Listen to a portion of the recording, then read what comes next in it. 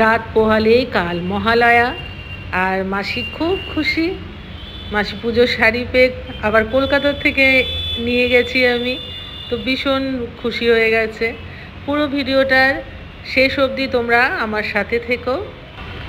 সবাইকে অনেক অনেক ভালোবাসার শুভেচ্ছা জানিয়ে লাইফ অন রিলস থেকে আমি রীতা শর্মা চলে এসেছি তোমাদের সাথে একটা ছোট্ট ব্লগ শেয়ার করতে।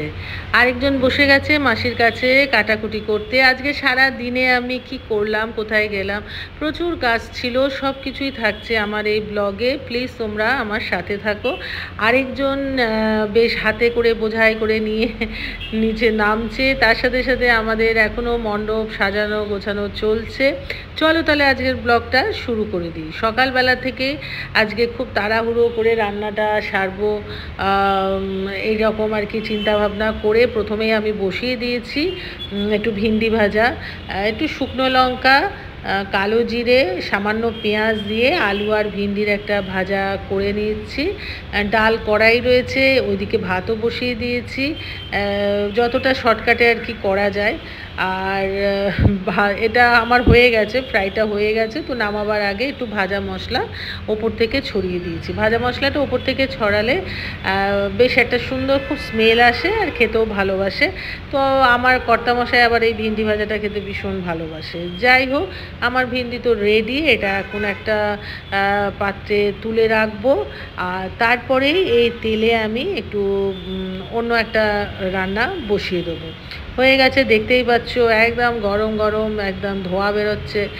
তো যাই হোক, ওই কড়াইটাকে আর আমি ধুইনি, কেননা এটা তো ভাজা হয়েছে, এখানে জল পড়েনি, তাই এখানে একটু বেশ কিছুটা সর্ষের তেল নিয়ে নিয়েছি।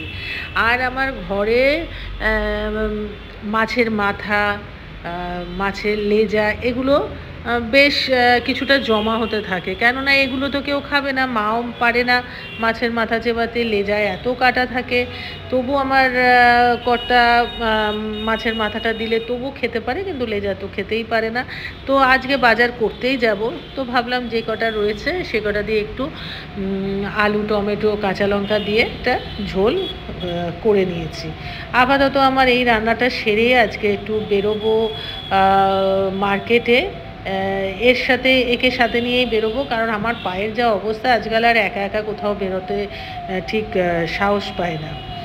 আর এটাও আমার হয়ে এসেছে, এগুলো নামিয়ে মায়ের খাবার গুছিয়ে আমি এখন বেরিয়ে দেখে চলো।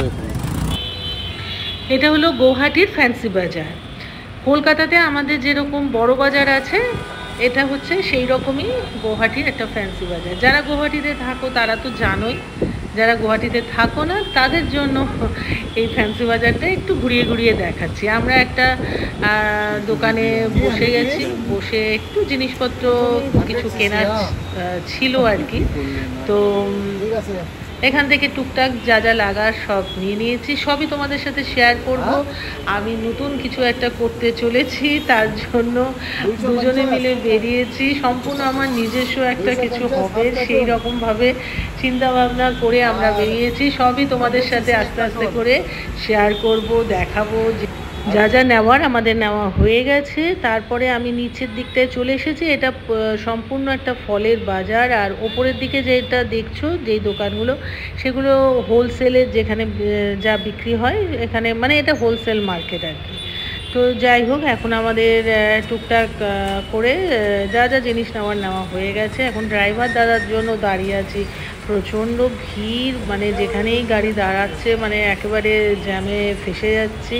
তো বেশ মনে হচ্ছে সময় লাগবে, অনেকটাই বেলা হয়ে গেছে। আমরা যদিও খাওয়া দাওয়া করেই আজকে বেরিয়ে গেছি। তো যাই হোক, আরেকজন নেমে আসছে জিনিসপত্র হাতে নিয়ে। এখন এখান থেকে ডাইরেক্ট আমি বাড়ি যাব, কেননা বাড়িতে গিয়ে কটন ক্যান্ডিকে খাওয়ার দাওয়ার দিয়ে আবার আমার বিকেলের আজকে বেরোনোর আছে। আজকে মানে সমস্ত কাজগুলো সেরে নেওয়ার চেষ্টা করছি।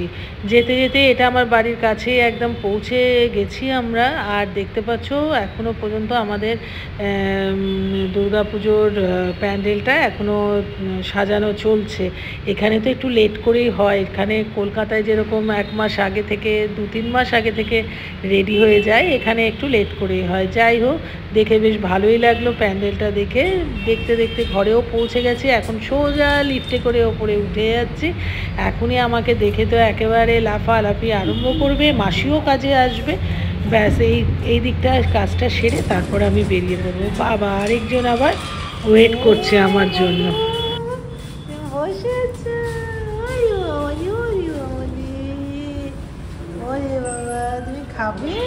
এবার ঘরে ঢুকতে ঢুকতে মাসি চলে এসেছে। আরেকজনকে দেখো, আলুটা তোর প্রিয় জিনিস। এই তুই চোখ নাচাচ্ছিস, ভুরু নাচাচ্ছিস, কি ভুরু আছে কি? হ্যাঁ, ও তো চুপ করে বসে থাকে। ও ওপর থেকে দেখে, ও মহারানী, ও একেবারে গদির মধ্যে বসে বসে ও দেখছে যে মাসি কি করছে, কটন কি করছে। ও বসে বসে দেখবে এখানে। হ্যাঁ, মেয়ে যা যে টান টান হয়ে বিছানায় বসে রয়েছে,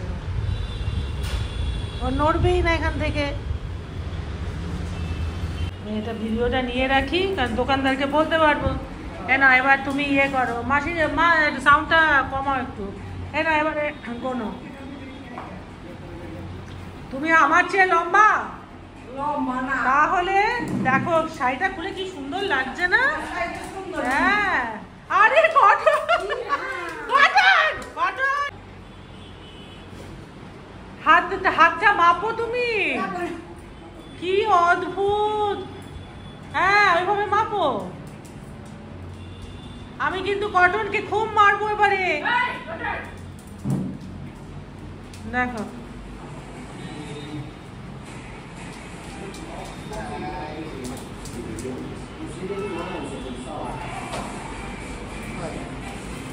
না দেখে তোমাকে আমি, তুমি এটা লম্বা মানুষ, তোমাকে আমি ছোট শাড়ি আনবো বলো তো? এটা বড়দের মতন শাড়িটা বলে ওই ওরকম করে ভাঁজ করে ওরা রাখে, তার জন্য তোমার মনে হয়েছে ছোট। আমি জানবো না, 12 হাত শাড়ি ছাড়া পরা যায় নাকি কখনো? কি পছন্দ হয়েছে?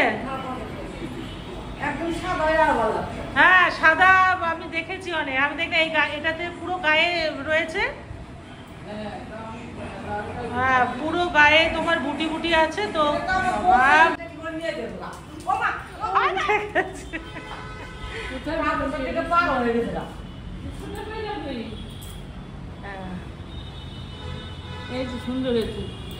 এটা পরে ফটো তুলবে, বুঝতে পারলে? ছেলের বউকে বলবে ফটো তুলে দিতে। বউকে কি করে নিয়ে দেবো?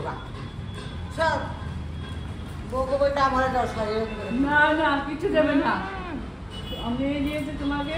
না, আমি তো আপনি, তুমি একদম পড়া পড়ে আমার 10 হাজার। না আল্লাহ। আরে ওর ছেলের বউ যদি বলে তুমি কেন করছো?